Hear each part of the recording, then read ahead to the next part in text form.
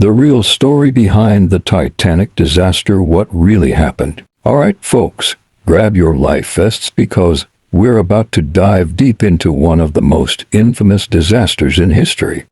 No, not your last relationship, the sinking of the Titanic. You probably think you know the story. Unsinkable ship hits an iceberg, sinks, people die, Jack doesn't get on the door. But trust me, there's way more to it than that.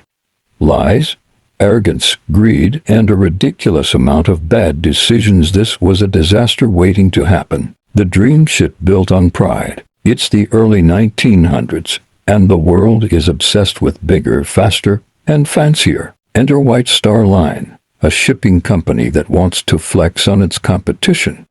Their plan? Build the biggest, most luxurious ship the world has ever seen. The result? The Titanic. 882 feet long, basically 3 football fields. 175 feet tall, like a 17-story building. Weighs 46,000 tons because why not? And the cherry on top, they claimed it was unsinkable. Like, actually unsinkable. The builders Harland and Wolff were out here saying, even God himself couldn't sink this ship. Yeah, that aged well. The fatal flaws. But here's the thing, for all its size and luxury, Titanic had some serious problems. 1. Cheap materials equals weak ship. The steel used for Titanic, low quality. The rivets holding the ship together, brittle and weak. The lifeboats, not nearly enough. They had 16 lifeboats plus 4 collapsible ones, enough for only half the passengers. Because, you know who even needs lifeboats on an unsinkable ship. 2. Speed over safety. Titanic's captain, Edward Smith, was one of the most experienced sailors at White Star Line. But instead of playing it safe, the man was told to go full speed. Why? The ship's owner, J. Bruce Ismay, wanted headlines. He wanted Titanic to reach New York faster than expected, because nothing screams luxury like racing through an iceberg-infested ocean at top speed. 3. Ignored warnings. Titanic received at least 6 iceberg warnings. And how did they react? Now we're good. Keep going. The wireless operator even told another ship, shut up, I'm busy, when they tried to warn Titanic. Yes, really. April 14, 1912, the night of doom. At 11:40 p.m., lookout Frederick Fleet finally spots an iceberg. He rings the alarm, shouts iceberg right ahead, and Titanic tries to turn. But guess what? It's too late. The iceberg scrapes along Titanic's side, tearing open 6 compartments. Water starts flooding in at 400 tons per minute. The designers predicted Titanic could survive 4 flooded compartments. But 6? Game over. And within minutes, it's obvious. Titanic is sinking. The chaos and the cowardice. This is where things go from bad to what dash the dash, actual dash hell real quick. 1. Lifeboats weren't filled. Some left half empty because the crew panicked. The rich got priority. Poor passengers, locked from escaping. Men were turned away because it was women and children first. Survival of the richest. 2.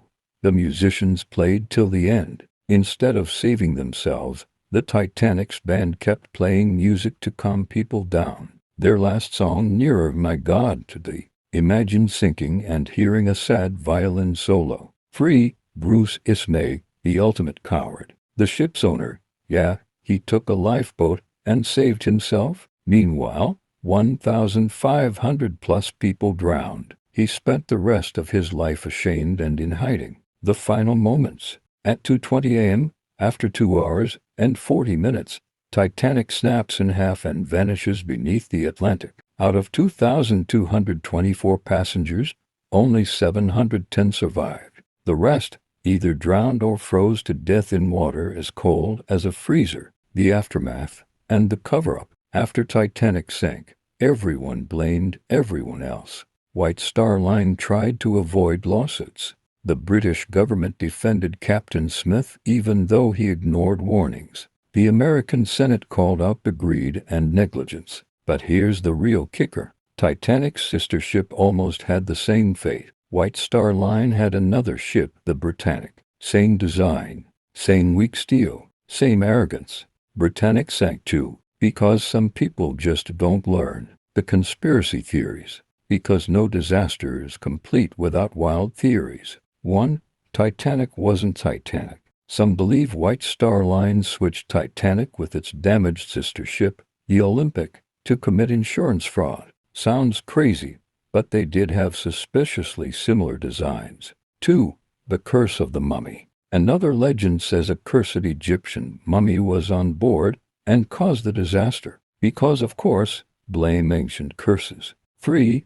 The Illuminati did it. Some claim Titanic was sunk on purpose to kill millionaire John Jacob Astor IV, who opposed the creation of the Federal Reserve. So, either bad luck, bad leadership, or a secret society. Take your pick. Lessons from the Titanic. The Titanic wasn't just a ship. It was a symbol of human arrogance, greed, and stupidity. The real reason it sank: ignoring safety, prioritizing money over human lives, thinking they were untouchable. But if history teaches us one thing, people never learn. Final question. If Titanic had enough lifeboats, do you think the disaster could have been prevented? Or was it doomed the moment someone said, even God himself couldn't sink this ship? Let me know in the comments. And if you ever get on a ship called Unsinkable too, maybe just don't